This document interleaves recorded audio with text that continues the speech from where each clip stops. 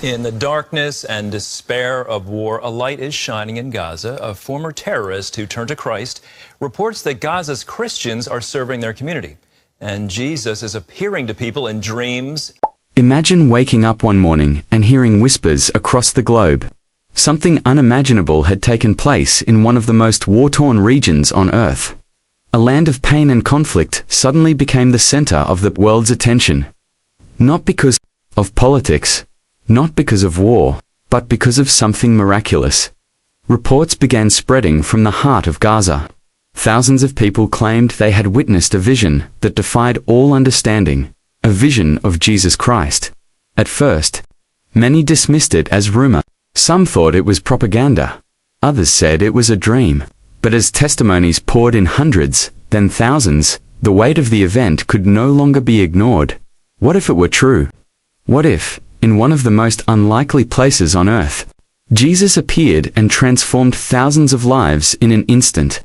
Before we dive into this breathtaking story, make sure you subscribe so you don't miss our documentaries where history, faith, and prophecy collide.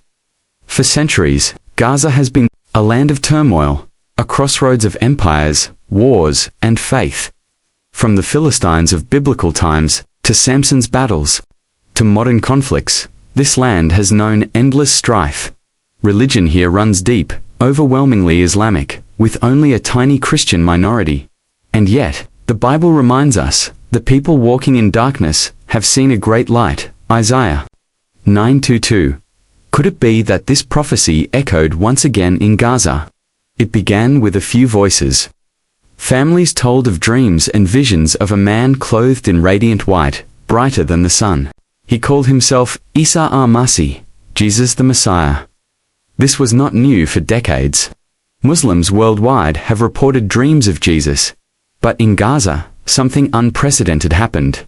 Within days, thousands testified to the same vision. Some claimed they saw him walking through ruined streets. Others said he touched them, healing wounds and sickness instantly. Mothers reported children waking in the night, saying, "I saw the man from heaven."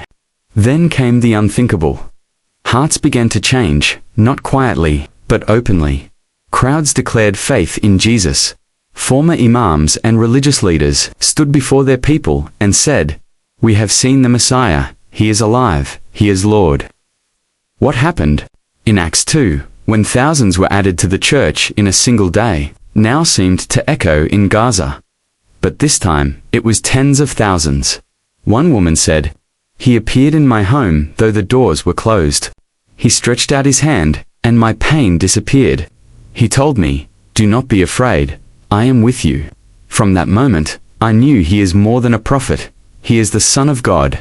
Another man confessed, "I once shouted against Christians, but I dreamed of him 3 nights in a row. On the 3rd night, he said, 'I died for you. I could not resist. I gave him my life.'" The prophet Joel wrote, "I will pour out my spirit on all people. Your sons and daughters will prophesy. Your old men will dream dreams. Your young men will see visions." And in Revelation 7-9, John saw a great multitude from every nation, tribe, and language standing before the Lamb. Could this massive wave of conversions be a glimpse of that prophecy being fulfilled? Governments debated, media outlets struggled, religious leaders argued, but regardless of opinion, one truth remains. Thousands of lives in Gaza have been transformed. The Apostle Paul said, "Where sin increased, grace increased all the more." Romans 5:20. If grace can pour into Gaza, truly, there is no limit to God's love.